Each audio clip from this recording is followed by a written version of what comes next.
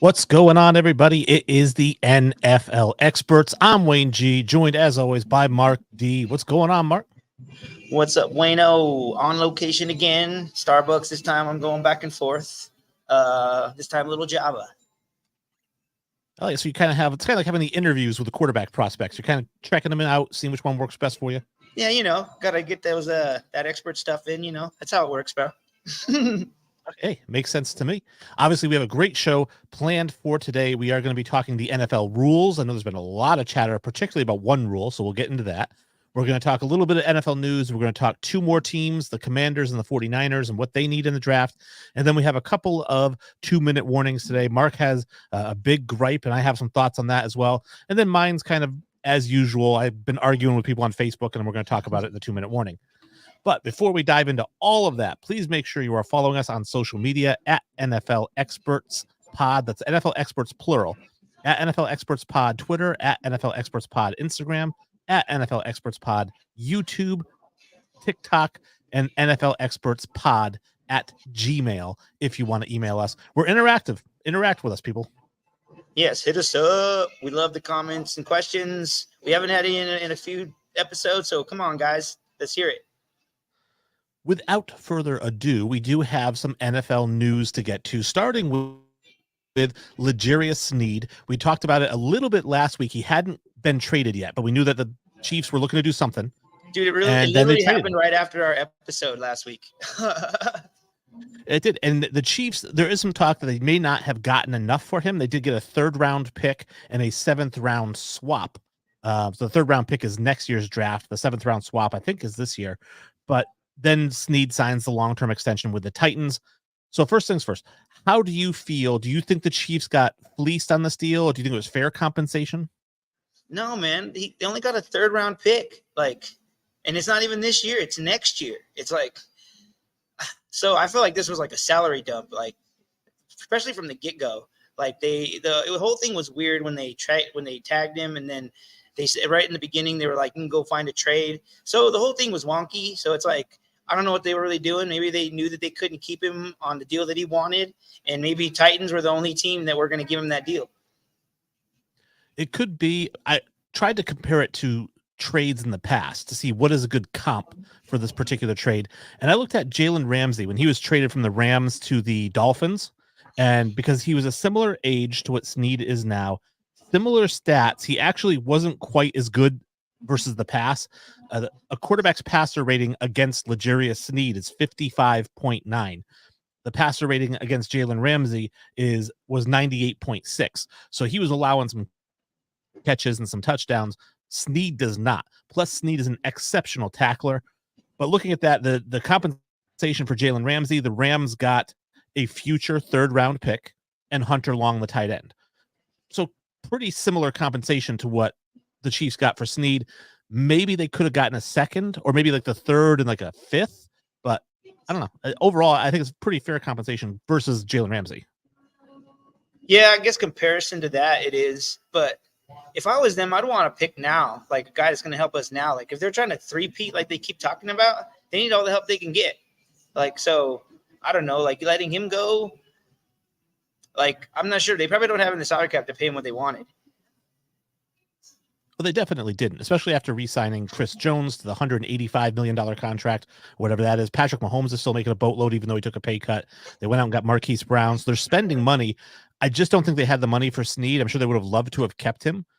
But again, looking at the salary, $17 million a year, they just didn't have it in the budget for him.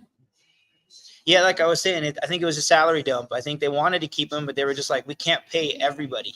Like you just said, they're paying Jones, they're paying Mahomes, they're paying Kelsey. They can't pay all these guys all this top money. They just can't do it. Even the Super Bowl champs can't do it. Usually the Super Bowl champs can't do it. That's actually very normal, because that's why you see a lot of Super Bowl champions or NFC, AFC champions have their coaching staffs purged in the offseason. They have their rosters purged in the offseason.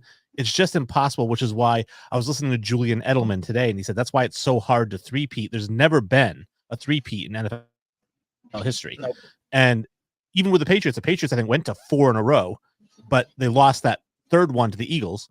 So it's so hard to 3-peat because every year you have that roster turnover and yet you're still trying to get to the biggest stage in the game. It's impossible, but anyone can do it. Well, the Broncos almost could have did it once. If they would have won that year when they lost to Jacksonville, and then they repeated like they did, they could have won 3 in a row. They could have been one of the teams. I'm just saying that because that's my team, but it could have happened. Yeah, it is possible, but I don't see it. I really don't want to see it, Wayne. Now, do you find yourself, like myself, in a lot of different Facebook groups with a lot of really stupid things being said? So you have probably then seen the ongoing debate that will continue to be ongoing of Patrick Mahomes versus Tom Brady. Yes. And I feel like if the Chiefs win a three-peat, they win 3 in a row, which nobody's ever done, I feel like that conversation is going to be unbearable. Yeah, because they're going to hold. That's going to be their bargaining piece, their piece for their debate. So yeah, especially when Brady does something Brady never did. So yeah, they're going to be unbearable. I really don't want to hear that. Like I said, I'm with you, man. Like let's not put that in the ether. I really hope that doesn't happen. I do like the Chiefs. I don't mind it happening. That's the thing, is that people will use anything to make that case. And I do think eventually Patrick Mahomes will be the greatest. I do believe that. He's just not yet. And even if he three-peats, he's still not going to be, because yes, he will have done something that Tom didn't do, but Tom has done 25 things that he hasn't done. Yeah. Like you said, I agree with you. He's not there yet. Well, the other bit of NFL news revolves around a quarterback, and a controversial quarterback at that, probably because he's the quarterback for America's team, and that is Dak Prescott, who has been revealed he's going to be playing out the 2024 season on the remainder of this contract, which is $55 million for the season, and then he's going to test free agency in 2025. Now, I don't know what you read or heard, but I was getting the impression that this was a decision that the Cowboys made, not necessarily that Dak made. Yep. Jerry Jones, maybe he thinks that Dak hasn't played up to par and he doesn't want to pay him. Like most of the time, quarterbacks get paid a year before their current contract is done. So this is kind of out of the ordinary. This is why it's news. But it's Jerry Jones, man. The guy's nuts. So he also isn't giving Mike McCarthy an extension yet either. So he's not really committed to anybody right now. So maybe he's thinking elsewhere. Like I feel like I heard a comment the other day that Jerry Jones just wants the Dallas Cowboys to be relevant, even though he says he wants a Super Bowl. He just wants everybody to just talk about us. He doesn't care about a wing or Super Bowl. He just wants everybody to talk about him. Well, here's my question, which is with Dak Prescott, he's got a similar situation to Russell Wilson. Not similar, it's a little bit different, but if he does go somewhere else in the offseason, he still counts for $40 million against the cap on the Dallas Cowboys roster in 2025 because he has a void year. Dang. Like, so either way, they're going to eat some money, even having him or don't having him, right? Sounds like. Right. So it sounds like they're going to have to pay him at least 40. He's making 55 this year. I'm sure he's looking for something in that 50 to 55 every year range. It just seems like they aren't willing to commit to him long term. I was going to try to get your thoughts, if you thought at all, about what kind of contract extension it would take for him to be satisfied and stay with the Cowboys. Well, I think my gut would tell me that it'd be a short deal, maybe like a 2-year deal, 3-year deal, 2 year. I think his last one was only a 4-year deal, right? So maybe like a 2-year deal this time. But you know me, Wayne, I'm not totally sure on all the compensation stuff. So I would guess maybe he wants to be one of the top paid guys. So he'd want at least what, 40 million, 45 million a year. So like $100 million contract for 2 years, kind of something like Kirk Cousins just got. I was just thinking that Kirk Cousins is the perfect example, I think, because he's 35, Dak is 32. Cousins is way more consistent when you look at his stats. Like Dak has had, 4,400 yards and 37 touchdowns. And then last year, or the year before, he had 20 touchdowns, 2,000 yards. I think he got hurt. Then the year before that, 4,000. And then the year before that, like 2,600. Whereas Kirk has been like 4,500, 4,500, 4,500. He's been way more consistent, but still Dak's a little younger. So to me, 4 and 180 with the 90 guaranteed, I think that should get it done. I think if he's looking for more than that, if I'm the Cowboys, I let him walk. I'm the same. Like I told you before the show, Wayne, everybody's already linking him to the Broncos already because we're like so quarterback needy. Every time a quarterback comes on the market, a good one or a decent one, oh, he's going to the Broncos. Can't stand it, dude. I actually have him going to the Raiders because I do think that the Raiders are not going to draft a quarterback this year, and I think that Dak Prescott might be there next year. Interesting. That's yeah. I don't honestly like if they let him test free agency, I don't think he's going to stay a Cowboy.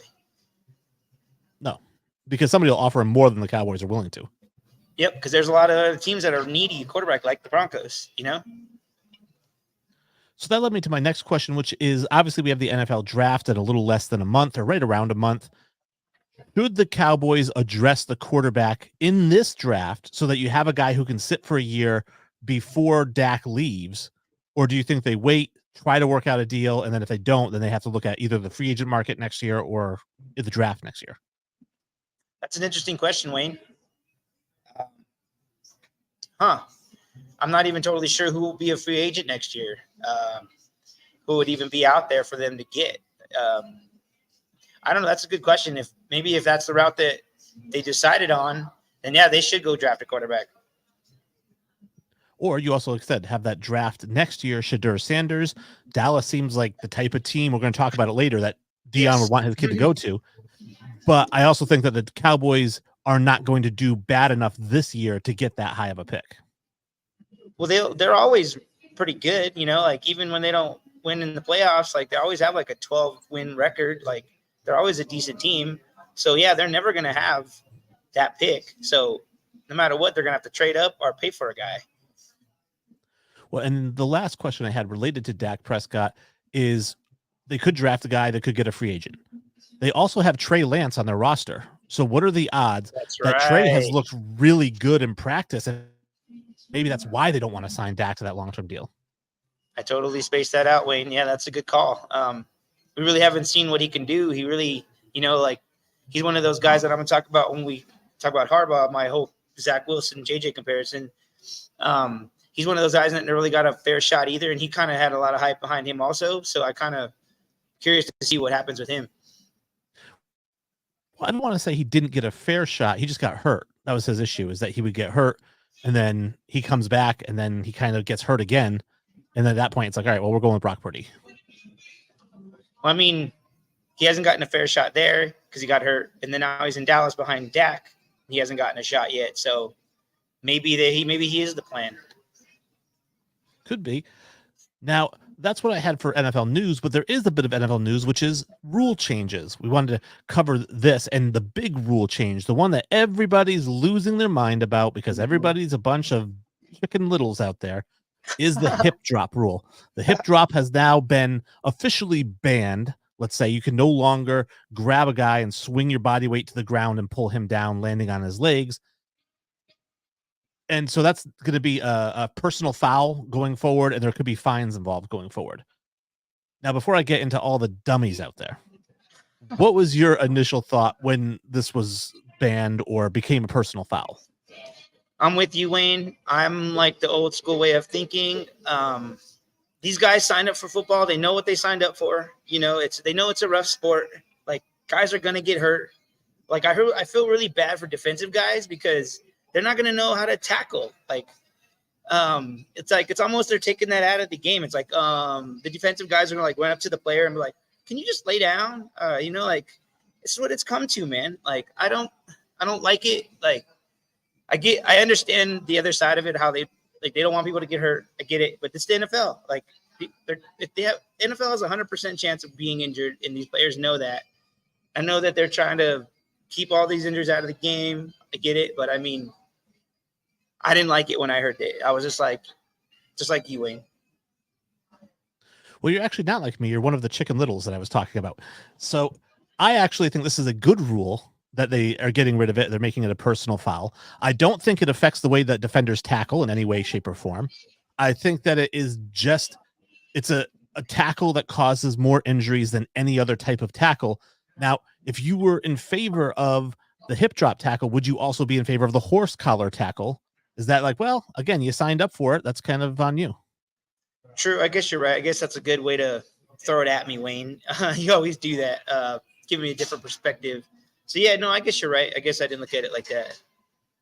And the other thing, the reason I say Chicken Little is because I went on every social media platform you can find. People were talking about you're not going to be able to tackle anymore. The running backs can get through the line, and the defensive backs are just going to have to let him go because they can't tackle him. Here's the reality of the situation. I'm going to put some real stats out there, some numbers that are facts that are irrefutable, and you can't prove me wrong. All right, throw it out there, Wayne. There were 34,000 tackles in the NFL last year. 34,000 tackles. 230 of them were hip drop tackles. That's 0.6%. That is less than once every 2 games per team that it happens. So all these people saying that the guys aren't going to be able to tackle anymore. Well, nobody was tackling like this anyways. It happened 0.6% of the time. It's going to be a flag every other game. It's not a big deal. You know what this reminds me of, Wayne? It reminds me of that year when they wanted to challenge, like, what was a catch, after that bogus call, that Rams-Saints playoff game. And then after that, they had that rule that they can challenge any interference call, and then it got out of control. This is what that's going to be, dude. It's going to be just like that. I don't know. So the big concern that the less dumb people, I'll say, had was that this will get called more than it actually happens. So tackles that aren't actually hip drop tackles will be called hip drop tackles because they look similar. Because again, I think that people think that what this is grabbing somebody around the waist and then just falling to the ground, and that's not it. Specifically, this is also called a swing tackle because you're using your weight and you're swinging your body across their legs to pull them down. So if you tackle somebody from behind, like you're chasing them and you dive at them and you grab them around the waist and you both fall to the ground, that's not a hip drop tackle. That's not going to be called a hip drop tackle. So is that the alternative? What is the alternative, Wayne, if they can't do this anymore? Well, the alternative is what they do the other 99.4% of the time, which is a legal tackle. And that is going to be just using your momentum to bring the guy down to the ground. A hip drop tackle is you're literally throwing your body in reverse to pull the guy down. A true tackle should be like you're running towards them. You're using your momentum to push them into the ground, not shifting gears and throwing it in reverse after you get them around the waist. So you're kind of confusing. So do you like the rule, or do you like it or don't like it? I do like it. I like anything that promotes safety. I am a fan of. I am against face masks. I am in favor of the roughing the passer call. I'm in favor of hands to the face call. I am in favor of the hip drop tackle. It is a sport and it is a violent sport and you can get hurt. But if there are little things, if people are getting hurt 25 times more frequently with a tackle that's hardly being done, then penalize the tackle so people stop doing it altogether. Man, I love your takes, man. You always got very interesting takes. That's interesting, man. Yeah. I'm sure they had head scratchers questions for this type of thing, because I'm sure there's going to be a lot of questions from defensive guys, just like I am. Yeah, I mean, again, some guys probably do it more than others. Again, the average is 0.6%, but there might be 3 or 4 teams who've never done it. And then there's going to be probably 3 or 4 teams who do it all the time. Right? So those are the ones that's probably going to affect more than the others. And then I did hear that they're going to start with fines, and then they're going to go into that's when they'll start penalizing it more if they keep doing it. Well, I would think they would start with the personal foul, because you don't get fined for a personal foul penalty. So why go straight to the players' wallets? Why not start off with the penalty, and then if that doesn't work, then add fines? The NFL, man, they want that money. But isn't that weird? You're going to hey, we're going to fine you even though no penalty was called on you. You didn't do anything that was penalized, but you're still going to pay us. Dude, it happens all the time in the NFL. You know this.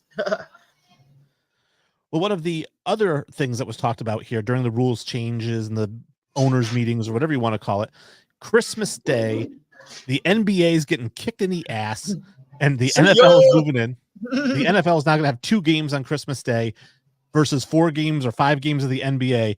Sorry, NBA. Nobody's going to be watching you Christmas. Everyone's going to be watching football. Dude, I was having a conversation with a friend at work today about this, and it's how do you think the NBA feels? They got to be feeling real sad, right? That they just basically got their holiday games usurped, I guess the word I want to say, from them.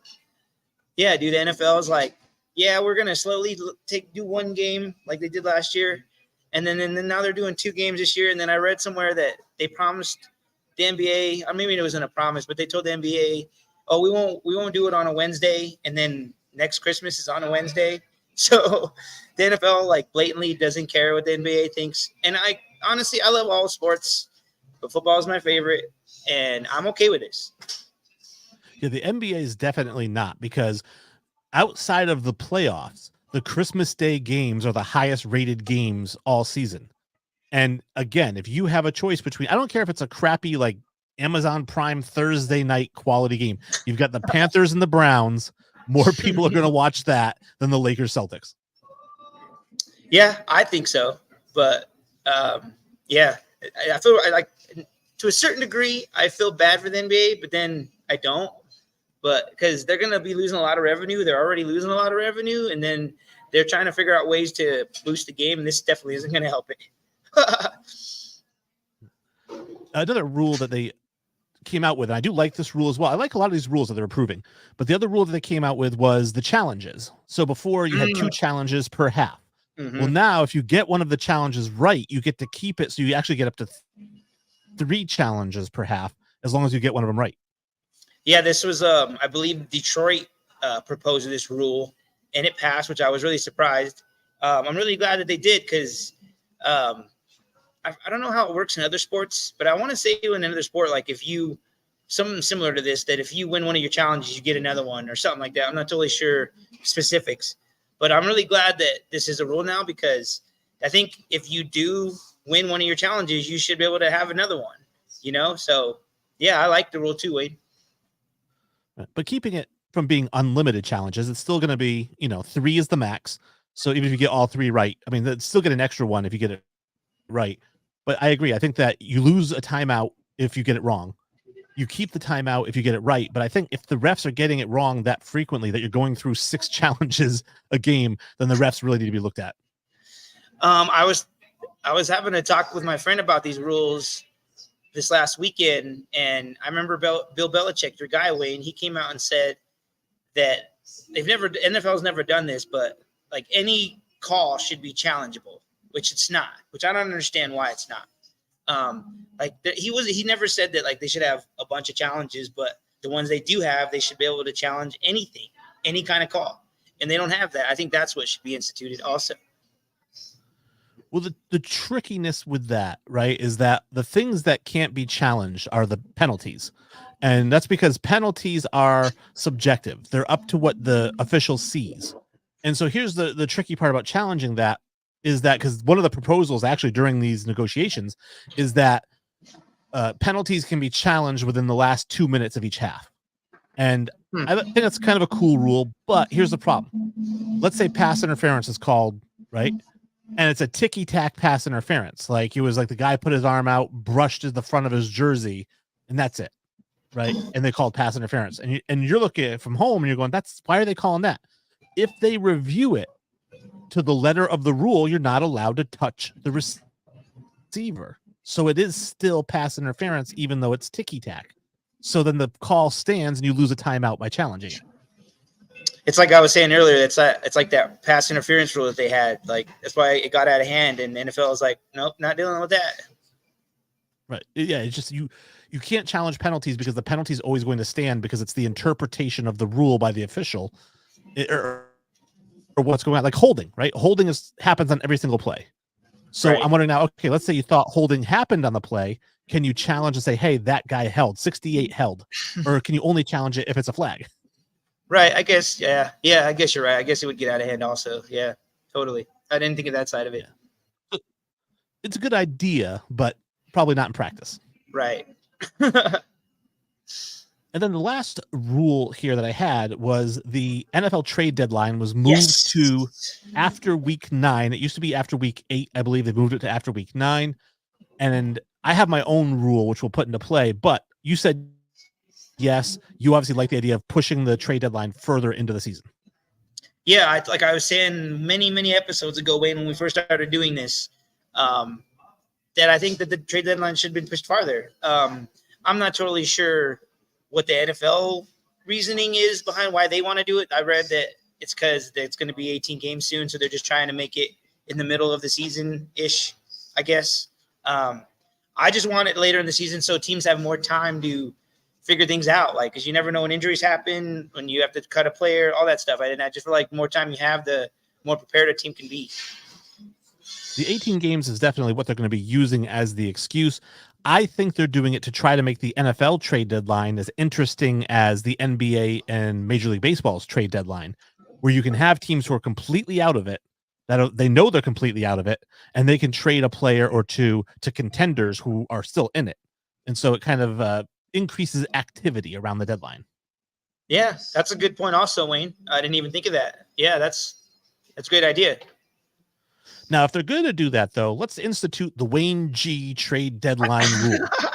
So my trade deadline rule, we'll stick with week 9 is where it starts. That's when the trade deadline kind of is.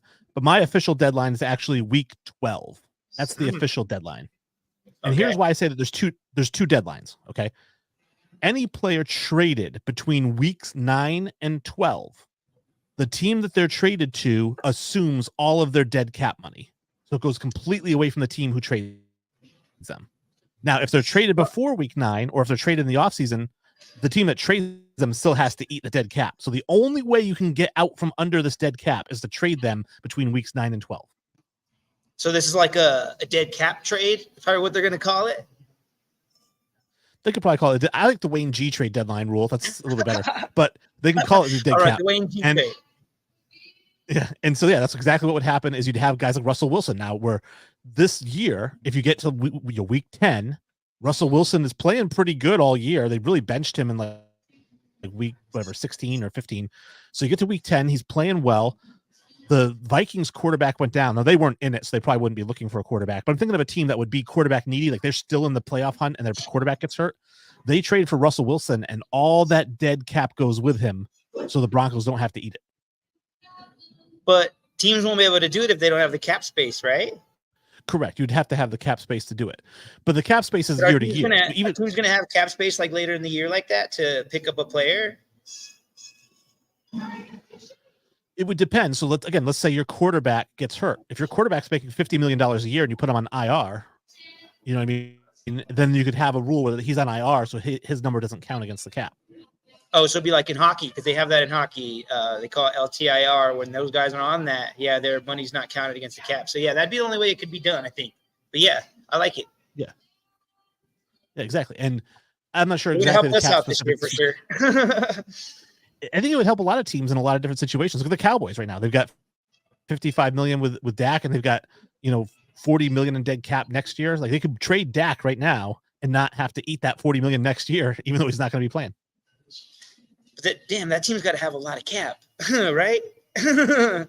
well, at least 40 million, which isn't really that much because a lot of these teams have over 40 million cap. Yeah. So you don't have to eat all the dead cap in 1 year. Okay. So it'd be kind of like the Russell thing also. Yeah, that's interesting, Wayne. It's a good take. I like it. Yeah. So let's see. So those are all the rules, right? Those were all the rules, saving the best for last. And now we're going to get into Jim Harbaugh. This is a topic. We're both going to have some thoughts on this. But Jim Harbaugh has been doing the, sucking off J.J. McCarthy tour around the NFL. He's called him, the best quarterback in the draft. He said he's the best quarterback ever to come out of Michigan. And I can think of a guy who's got 7 championship rings, I think, that, should be considered with J.J. McCarthy. I'm not saying he's better, but he should be considered. He should be considered with McCarthy. And I'm curious to get your thoughts, because one of the conspiracy theories out there was that Harbaugh's doing this so that somebody takes McCarthy in that top 3 and then he gets MHJ at 5. Yeah, you told me this theory off air, and I think it's really interesting because this is that type of year, dude, when everybody's lying. So he could be pumping up his guy and at the same time getting the guy he wants. So, like I told you off air, I have a comparison that I think J.J. McCarthy is the new Zach Wilson this year. I have some notes here, Wayne, because I know you always want to debate me on my notes. So this is why I think – this is why I'm comparing them. Okay, Zach Wilson and JJ McCarthy both moved up the draft board without doing anything to justify it. Many believe that JJ will be the second player picked, even though you even said it too, Wayne, last week in your mock. Same thing with Zach Wilson. He was like the number 2 guy that like everybody wanted. My question is though, it's like how you've asked me this before. It's like he didn't do anything. Like, did he have a good combine? Like, was his pro day good? Like, if it was that, there's no defense at the combine, and then pro days you're throwing to your teammates. So. And then also, if you look at his stats, he only had 22 touchdowns in 15 games at his career in Michigan, which isn't that impressive. And so you got to realize, too, that when he was in Michigan, he had a great O-line, great run game, great coach, great defense. He wasn't asked to carry the team. Another fact is all the other top quarterbacks in this draft, Nix, Penix, May, Daniels, Williams, all of them averaged over 300 yards passing. JJ only did that once against a really crappy 4-8 Purdue team, and he only averaged 200 yards passing for the year. So to me, it just feels like everybody saw him at the pro day, saw him throw some good passes. Everybody's hearing Harbaugh pump him up, and everybody's falling in love with him. Like, I keep hearing all these things about the Broncos wanting him, and that we're gonna like trade the farm to go get him. But like if things happen like you say, Wayne, and Washington picks him up and he goes to number 2 Washington, they have the 32nd ranked O-line and the 27th ranked run game. Do you think that's really going to help him in his first year in his career? No, he's gonna be asked to do everything just like Zach Wilson when he went to the Jets. He was asked to do all this stuff. They had no weapons around him.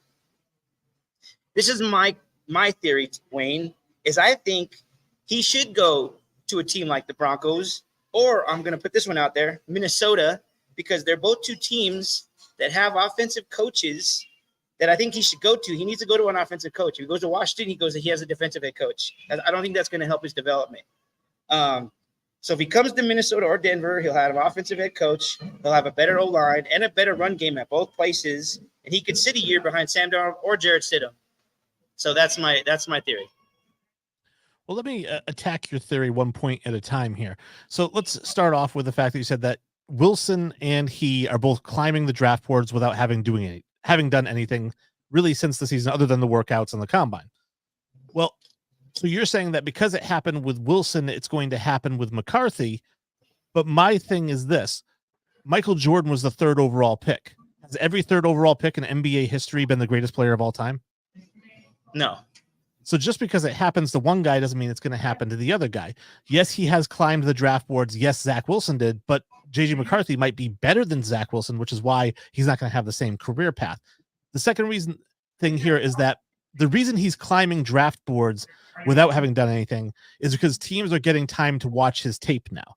So like during the season, they're focused on their own games. They're focused on the other team's defense. Their scouts are watching him, but the GMs aren't getting a chance to sit down and really watch him play. So once the season ends and once the NFL season ends, now teams have had a chance to really sit down and watch his tape and, kind of fall in love with what they see, which they didn't have that chance before. So that's why you see a lot of guys go up and down after the season ends, because maybe their tape's bad, maybe their tape's great. His tape is pretty good. And the big knock on him, you did touch on it, is that he played at a team that was run heavy at Michigan. He didn't have to throw the ball. He wasn't asked to throw the ball. But when he did throw the ball, he completed 72% of his passes. And yes, he didn't average a lot of yards, but let me put this to you. If he had attempted as many passes as Michael Penix while completing 71.9% of his passes, he would have had 5,000 yards, 37 touchdowns, and 6 picks if he attempted 555 passes like Michael Penix did. That's how good his stats are. They're small, but very, very good. He's got good footwork. He's got the second best arm in the draft, better than Caleb Williams, better than Bo Nix, better than Jaden Daniels. The only quarterback in this draft that has a better arm than him is Joe Milton. So when you watch the combine, Joe Milton hit 72 miles per hour with one of his bullet passes. JJ McCarthy, 71.2 miles per hour. He's got a cannon. You don't see it because, again, he's not asked to throw the ball. So my thing is, it does matter how the team uses him that drafts him, but he is Brock Purdy, except with a cannon. Brock Purdy doesn't have a cannon. So he's a game manager with a cannon, You put him in a situation like Chicago, right? Like I said, if Chicago trades back to 2 and takes him, they've got great receivers there, great tight ends, a decent offensive line, a good running game, solid defense, right? If you ask him to be a game manager, he can go to multiple Super Bowls. So that's why I don't think he's going to be Zach Wilson, because Zach Wilson was never a game manager in college, and he didn't know how to do it when he got to the pros. Yeah, I'm not saying my comparison was exactly the same, and I'm not saying that JJ is going to become Zach Wilson. I hope he does it, especially if he lands with my Broncos. I'm just saying that there's a lot of comparisons out there that kind of just feels that way. I'm not saying it is going to happen or that it's definite. It's just something I'm not like. I hope I'm like you. I hope that it's like you said. I hope that he is like the second guy in the draft and he does succeed. But like I was saying, what's your thoughts about what I said about Minnesota or coming to us? I think he's going to go in the top 5.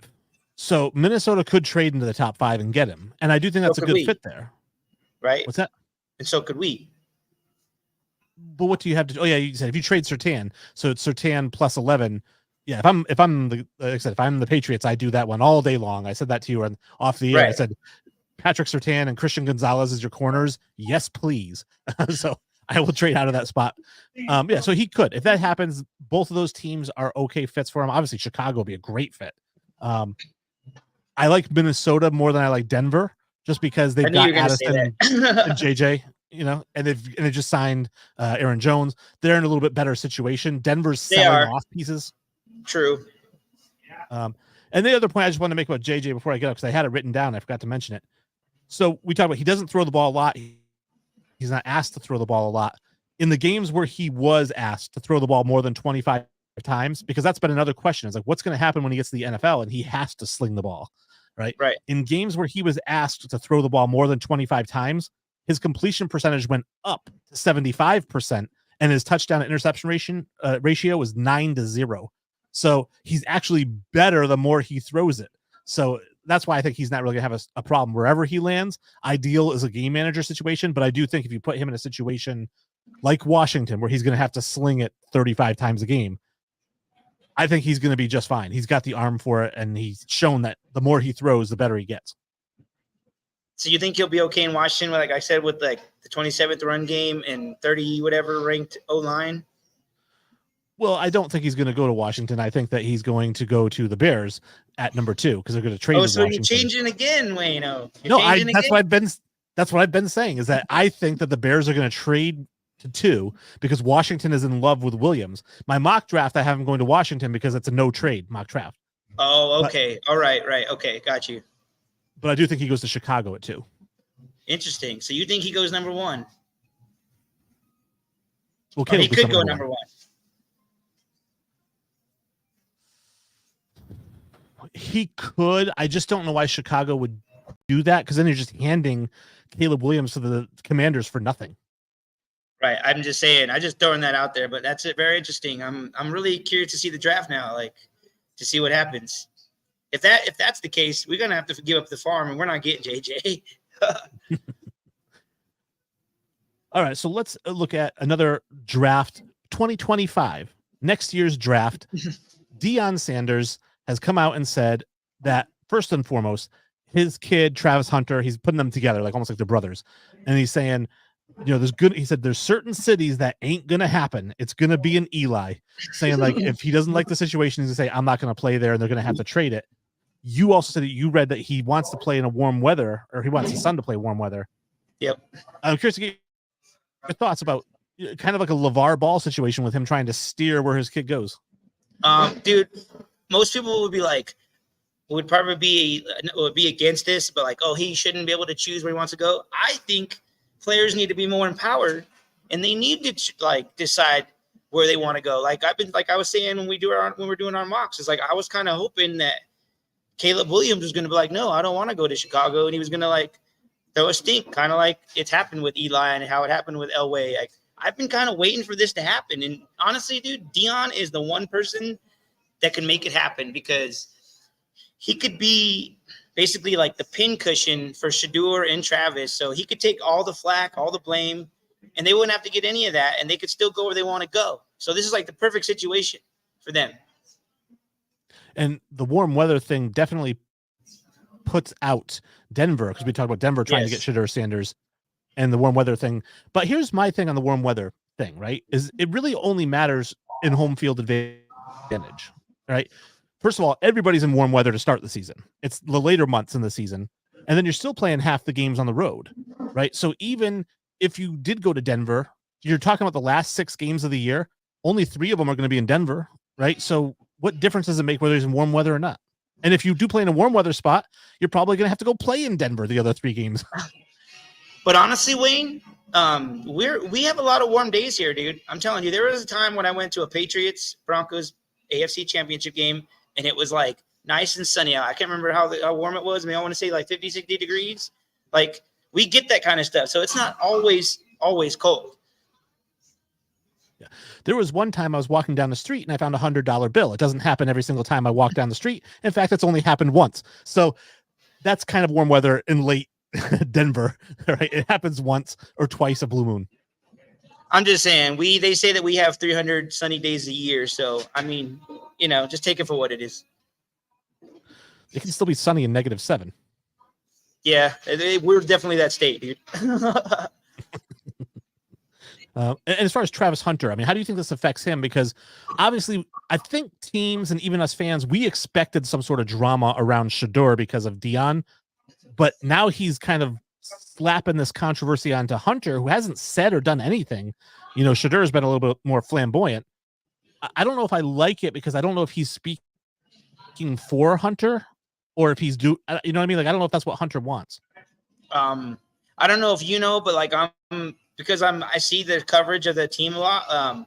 Travis Hunter looks up to Dion like a dad. I'm not totally sure if Travis Hunter has a dad in his life. I'm not totally sure of his history. But I know that they're super close and he looks at him as a dad. So maybe he's okay with it because he's like, hey, my dad's just looking out for me. All right. It could be. We'll see. We're talking about being interesting in this year's draft. I'm a huge Shedeur Sanders fan, and I can't wait to see where he goes next year. Maybe New England, but that's a cold weather place. I just really hope that it happens that he has to pull the Eli and be like, no, we're not going there. I hope that happens. Well, theoretically, because we don't know how these teams are going to finish, right? We can only assume. Right. Where would you say is the most likely landing spot that Dion would want Shedeur to go next year? It's funny. You already mentioned it, dude. Dallas. They play in a dome. Trade a lot to get up there, though. They don't really play them in the cold that much. I mean, I don't know.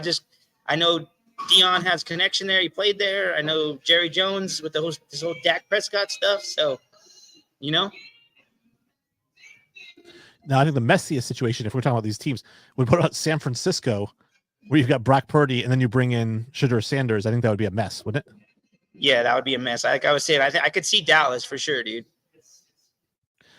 All right. So speaking of the draft, let's talk about the Washington Commanders. We just got done talking about them. They're going into the draft now. They've got quite a few picks. Let me just take a look and see if I have the exact number here. 1, 2, 3, 4, 5, 6, 7, 8. Like a ton of picks. They've got 1, 2, 3, 4, 5, 6 in the top 100. So they've got some work to do.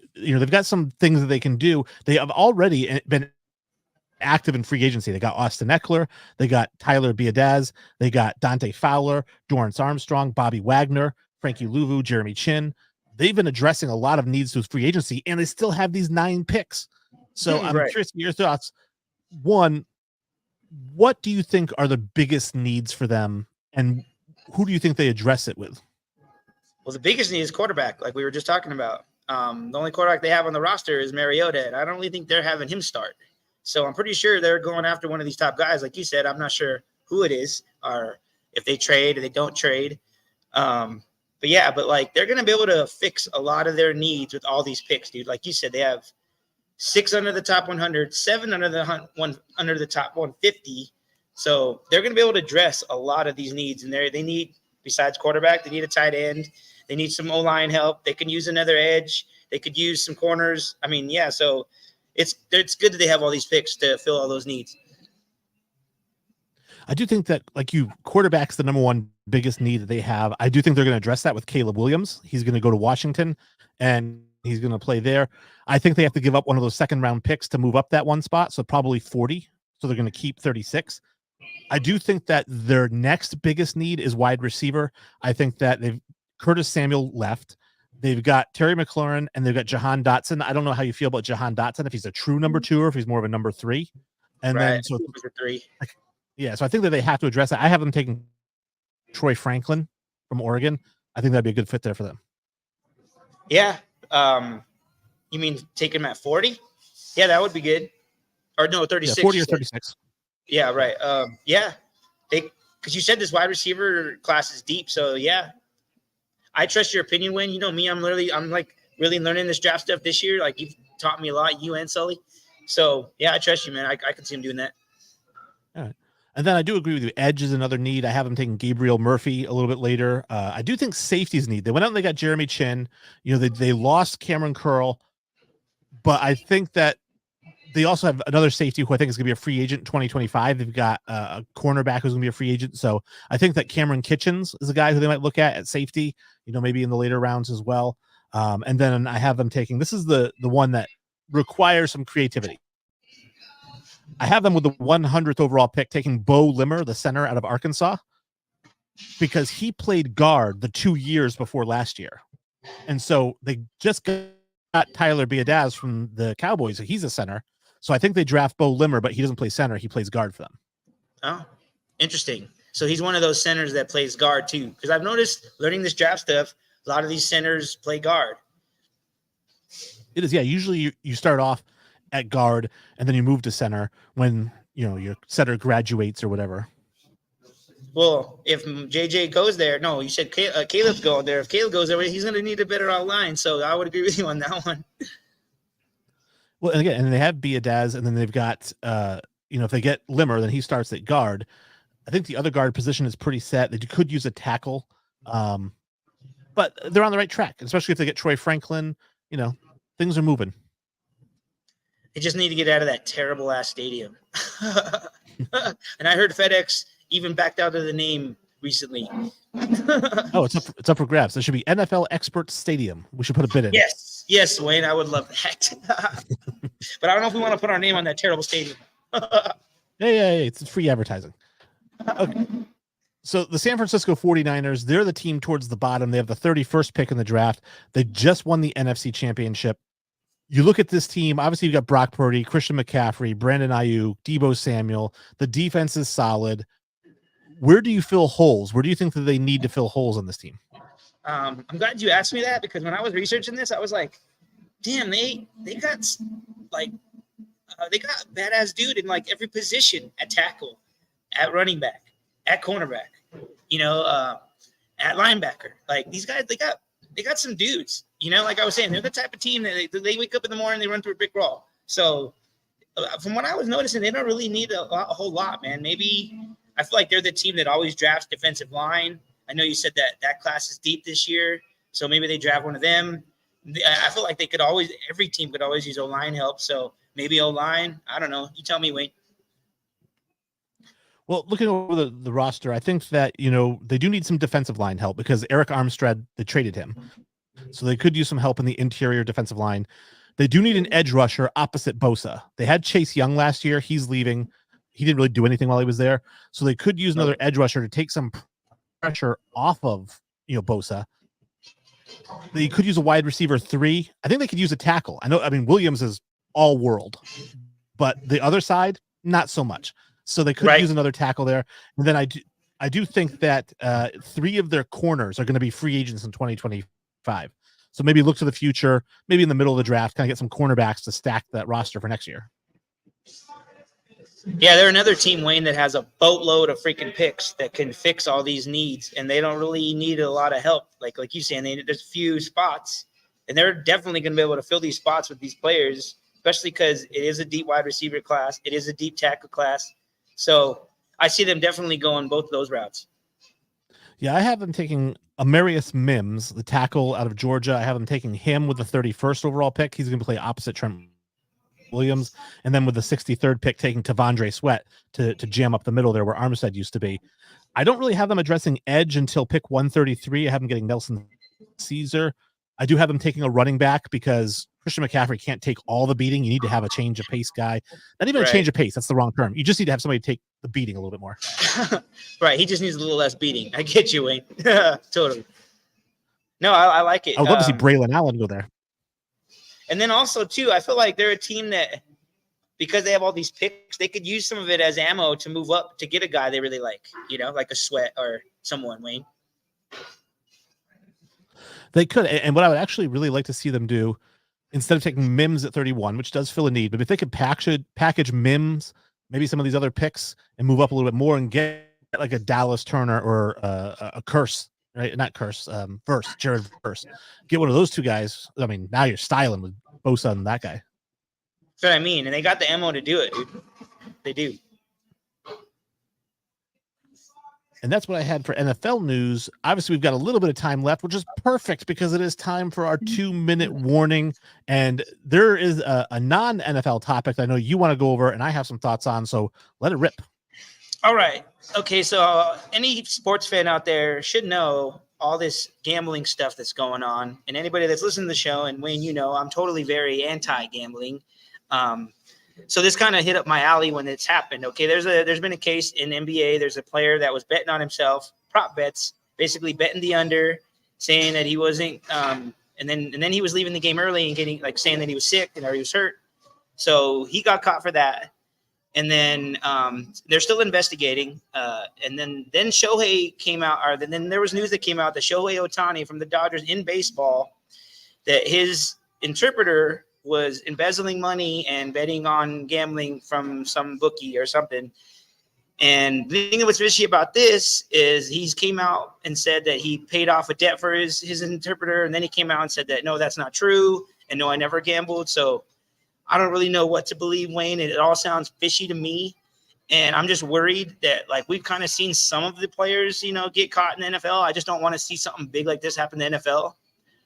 So I just feel like this is a slippery slope for these teams. I mean, in sports, and that if they don't really make examples of these things, it's just going to keep going on and getting worse and making me not enjoy sports as much because everybody's going to be caring about the money that they gambled on and not about their team.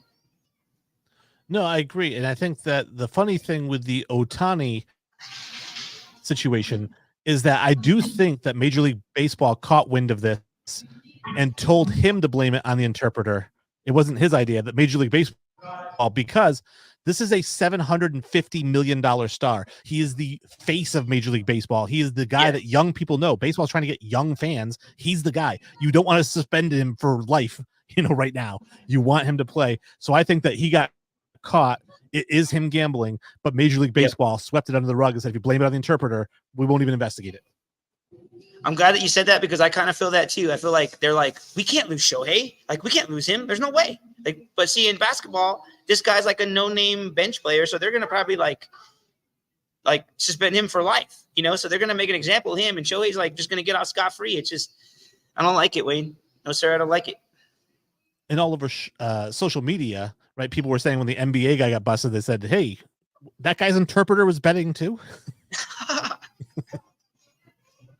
Good one, Wayne. Good one. My 2-minute warning again. It's arguments that I have on Facebook and Twitter and everywhere. And one of the big arguments that comes up, and if you're part of any group, you've seen it come up, is the GOAT argument. Who's the GOAT? Is Brady the GOAT? Is Mahomes the GOAT? Is Jordan the GOAT? Is LeBron the GOAT? Right? Here's the reality. I'm gonna throw some water on all of you guys who like to have this argument. The reality is there are no GOATs.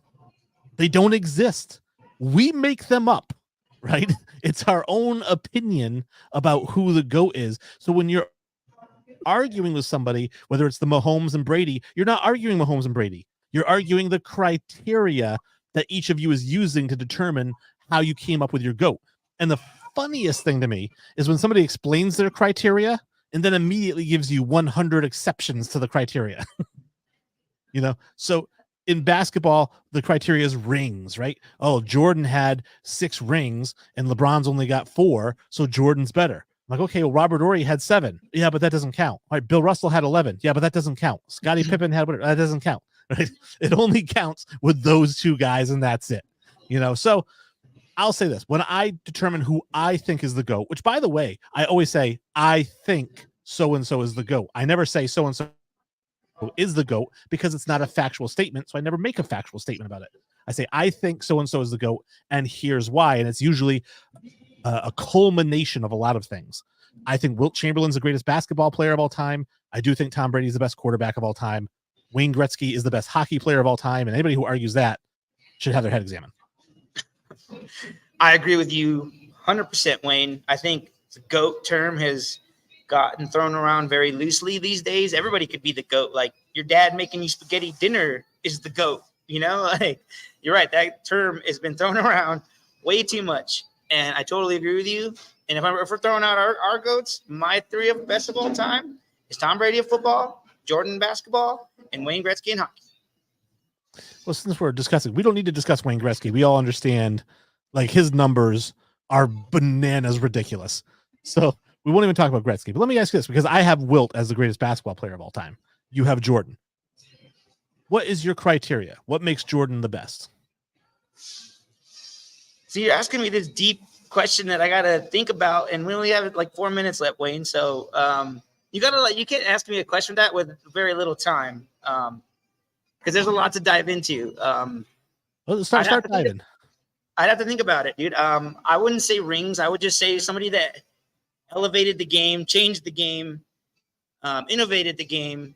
And I just feel like Jordan was that player for the NBA, dude. Like, he was the first player to bring in, like, black shoes. They were like, he got fined for it when he was first there because NBA was so against wearing black shoes. Like, he was an innovator, dude. Like, he created a shoe that everybody wants now. That he makes billions of dollars off of, that like it's like I don't know the word, it's something that everybody wants, and he's created that, and I just think that's very innovative and very legendary, dude, and so that's why I think he's the best. So for the things he did off the court more than what he did on the court? No, both it's both, definitely both. Okay, so what did he do on the court that makes him the GOAT? Well, he won 6 championships. He won so many MVPs. You just said you weren't going to mention rings. MVPs. Huh? Well, I know. I'm just saying, like, you got to look at all his accolades. Like, he did a lot. Like, people can say LeBron is the GOAT because he's lasted longer, kind of like a Brady, and he's accumulated more stats or whatever. I don't know. Like I said, I don't really know what my answer is, Wayne, because you threw that at me. You threw me a curveball. Well, here's why I think Wilt is the GOAT, and that is pure, unadulterated domination. Nobody ever has dominated the league like him since he retired. Jordan didn't, Kobe didn't, LeBron didn't. Wilt Chamberlain dominated the league to the point that he retired 50 years ago and he still holds 75 NBA records. Like, it's ridiculous when you look at his statistics. And my favorite Wilt statistic, well, so many, he never fouled out of a basketball game in his entire NBA career. Like, that's crazy. You look at 30-30 games, 30 points, 30 rebounds in one game. Okay. Number 2 all time is Bill Russell. He did it 3 times. Wilt Chamberlain did it 174 times. When you look at 40-40 games, Wilt Chamberlain is the only player who ever did it. He did it 8 times. You know, the guy averaged 50 points per game. When you look at the highest scoring average for a season, it goes Wilt, Jordan, Wilt. Right? Like, and the biggest fallacy that gets thrown around about him is that he played against guys who were 6'2" or 6'3". The average center in Wilt's day was 6'10". The average center in Shaq's day was 6'11". So 1 inch is the difference between Shaq averaging 50 and averaging 30. No. The other thing, height doesn't matter. I said height really doesn't matter, because if it did, Yao Ming would be the greatest player of all time. But he's not. And you know, so doesn't he get a knock on him because he hasn't won a championship, or he didn't win that many championships? He won like 1 with the Lakers, right? Or how is it? One with the Lakers, 1 with the Sixers. So he won 2 total. So that's probably that's like a big, I know that's a big knock on him that he didn't win more for how dominant he was, right? And it's unfair because you have to remember he played against the Celtics every year. Right. And the Celtics, you think LeBron had a super team in Miami, folks. Listen, the Celtics had 8 Hall of Fame players on the roster at once. 3 guys who came off the bench made the Hall of Fame, right? That's the super team of all super teams. And they also won like 7 championships in a row or something crazy like that too. So yeah, like 11 and 13 years. Yeah, crazy, dude. Look at us, NFL guys talking basketball. Yeah. So that's our show. Hopefully you guys enjoyed it. Hopefully you're listening on Spotify. You're going to rewatch this. You're going to watch the reels. We got to get a bunch of them out there. I got 2 weeks worth of reels I got to put out. But I definitely appreciate everybody who supports the show. Definitely interact with us. We do like to interact with you, even if it's to say we're stupid. I really like that kind of stuff. So I don't know about you, Mark. Do you like people calling you stupid? Not so much, but I know you love the debate. So I definitely appreciate everybody tuning in today and everybody who has tuned in and who's listened to the episodes. I'm ecstatic. So I know, Mark, you're excited as well. Like I was telling you earlier, Wayno, you've taught me so much about football, and I thought I knew a bunch, and I'm just learning today. And I guess I kind of had an epiphany that I'm like, man, I've learned way more than I already know. And thank you for that, sir. Oh, you are welcome. And you're welcome to everybody who has been blessed by my voice. And if you want to continue to be blessed, download more episodes, tell your friends about it, and interact with us and tell us what you want us to talk about. Because guess what? We'll talk about it. Yes, check us out. Check us out on all the social medias, everything. You give us a like if you like us. Give us a follow if you want to follow us. We all appreciate everything. Email us a question, anything. We want it. Give it to us now. All right, well, sorry, I didn't mean to sound creepy. Peace out. That's right. All right, party on, Wayne.